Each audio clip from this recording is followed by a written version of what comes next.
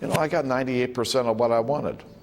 I'm pretty happy. Businesses across the country are starting to feel the effects of the government sequestration. Many small businesses in the Tampa Bay area are getting hit especially hard by those budget cutbacks. Bay News 9's Al Rochelle spoke about the cuts with our partners at the Tampa Bay Business Journal.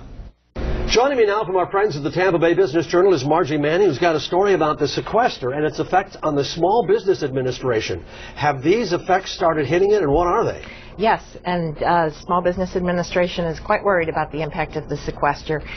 The Small Business Administration believes that it will be able to fund about 2,000 fewer businesses as a result of the cutbacks, the mandatory government cutbacks.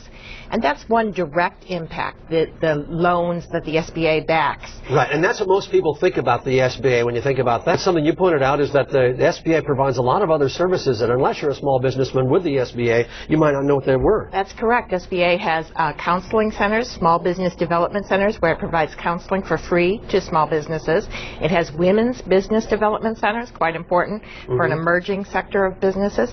And it has SCORE. Those are the offices where retired business persons help other business persons. Now, because there's so much politics tied into sequester, when you talk to these folks, sometimes some of the information we got about what was going to be cut and what wasn't going to be cut wasn't exactly accurate. So are they pretty sure that these are the figures of the things that are going to happen to them? Yes, they have a definitive number. They will be cutting almost $17 million in direct funding, but each dollar is turned over to make $51 worth of loans for small businesses. Okay, so let's say they work out a deal. Is there going to be a lag then of X numbers of days to get the money back in the pike, I guess you might call it?